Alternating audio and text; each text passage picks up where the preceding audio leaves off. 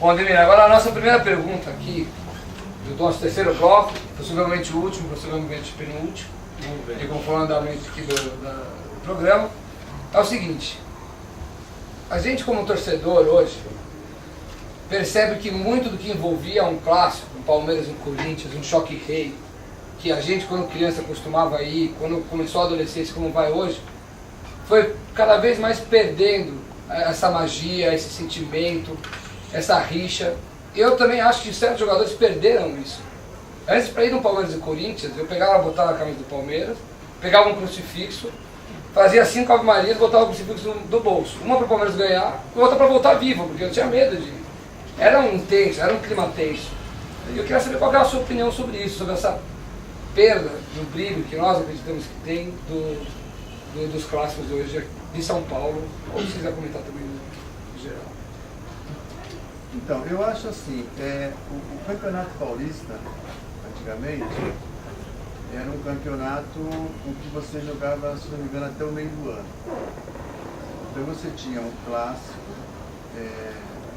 turno de turno, 2 clássicos, contra, digamos, São Paulo, Corinthians, e depois o Campeonato Brasileiro novamente. Então, a gente não tinha, não se encontrava muito. Dependendo da maneira que era o campeonato, às vezes você jogava 3 vezes no ano contra Santos, Corinthians. Então, eu acho que agora os clássicos são todo dia, né? Você está jogando, todos os jogos são clássicos, você joga muito contra Santos, então isso na verdade eu acho que tirou um pouco desse tipo de coisa. Porque se você repete muito, né? Por exemplo, o Palmeiras jogou agora contra o Grêmio, jogou na taça, jogou no tal. A gente jogou 3 ou 4 vezes contra o Grêmio. O Botafogo jogou 3 vezes, então, 3 vezes. Eu acho que isso realmente até afasta o público, porque também a televisão mostra muito, né? Antigamente não tinha. Eu lembro que nós jogávamos e aí você tinha que ver o River Plate à noite. Ou você ia no estádio, você ouvia no rádio.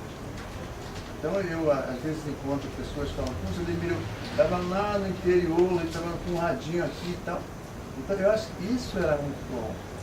Agora, essa mudança, nós temos a condição de ver jogos da Itália, da Inglaterra, da Espanha, você coloca lá, você vê. Hoje você podia ver, por exemplo, o Flamengo, todos os jogos. Então eu acho que isso também deixou mais a pessoa em casa, né? Você tem essa facilidade e fez com que isso realmente tirasse essa magia, né? Eu acho que é devido a esse tipo de coisa. Buscando essa rivalidade que vocês tinham antigamente, como que foi a preparação para a final do Paulista de 74?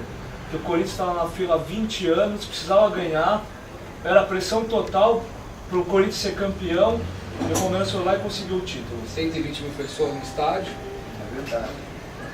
Tá uma loucura aqui. O que deu pra gente uma tranquilidade muito grande foi que nós fomos campeões em 72, 73, então 74 pra gente foi um jogo normal. A gente podia perder.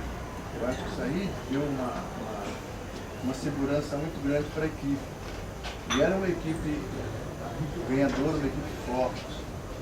Então quando nós entramos e nós olhamos assim o Morumbi, só uma faixa de palmeirense, né? Tudo corintiano, e eles falando durante a semana que 20 anos, né? 54, 74. Então a gente até entendia, se o Corinthians fosse campeão, eu acho que a gente até entenderia.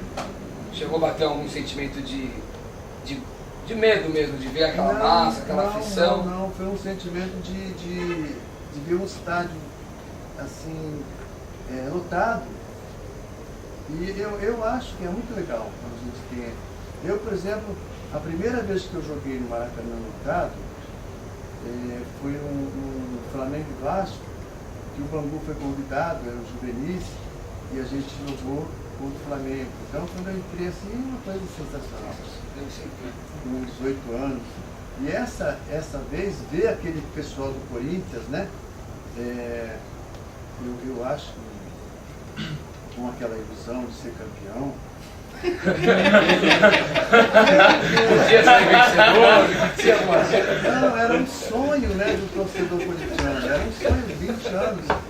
Então, na verdade, a nossa equipe jogou, não ficamos assim,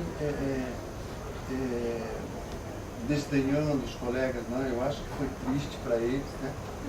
Então, mas nós cumprimos o nosso papel, jogamos, fizemos o gol, ganhamos, mas foi uma coisa normal para a gente, sabe?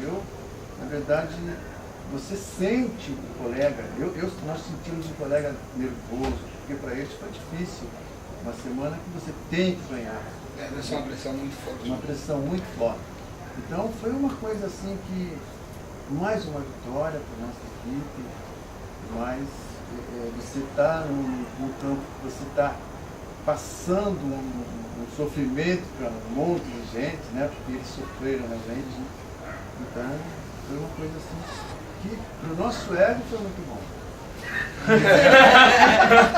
Ser mais uma vez campeão, mas não foi nada assim contra os colegas. Então você, assim, grande meia, 74 campeão paulista, e quando você foi para a seleção brasileira, o Zagallo te deixava no banco. Você se sentia desconfortável com isso? Tanto que você pensava, não, eu poderia estar jogando. Então, a seleção brasileira, ela foi uma coisa diferente na minha vida. Porque eu tinha assim, o meu pai tinha jogado na Copa do Mundo de 38 na França. E eu buscava muito uma convocação para ter pai e filho jogando numa Copa do Mundo. Então, quando nós chegamos lá em 74, o Zagallo falou assim para mim, Ademir, olha, o Rivelino é o titular, ele foi campeão em 70, realmente eles fizeram uma coisa sensacional, né? E eu falei para ele, ó, Zagallo, eu estou aqui no grupo, se você achar que é importante precisar de mim, eu vou estar junto. Mas ele deixou bem claro que o River era o titular e eu entendia que o River tinha todas as condições de jogar bem como ele jogou. E também, se ele quisesse, como fiz no último jogo, podíamos jogar eu e o River juntos. Né? Então, a minha busca era isso, eu poder merecer uma convocação para estar no campeonato mundial e eu poder jogar. Era importantíssimo para mim. Mais do que ser campeão do mundo, tudo. Era importante a gente ter tido essa possibilidade de pai e filho estar em duas Copas. E houve a chance para jogar terceiro e quarto.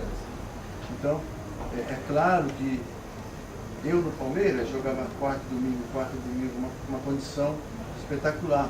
Lá eu fiquei 3 meses sem jogar. Se preparando. Se preparando para nada, né? Ou se preparando para tudo aquilo que eu queria. Né? Então aconteceu essa oportunidade, mas você não tinha ritmo, você não estava com condição legal. Mas, para mim, foi muito importante ter entrado, jogado, participado, sentir as alegrias de uma vitória e a tristeza que uma derrota contra a Holanda nós tivemos, então foi muito bom. Você acredita que esse jogo satisfez o sentimento que você queria ter para essa seleção ou faltou algo a mais? Não, precisava, eu pedia a Deus e consegui.